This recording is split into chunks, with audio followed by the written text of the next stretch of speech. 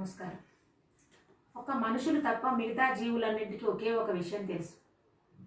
తినడం, నీటిని తాగడం, జీవించడం, ఏదన్నా ఆహారం కోసం కొట్టుకోవడం, ఏదన్నా విపత్తు సంభవించినప్పుడు చనిపోవడం. ఇంతవరకే తెలుసు మిగతా ప్రాణులన్నింటికి.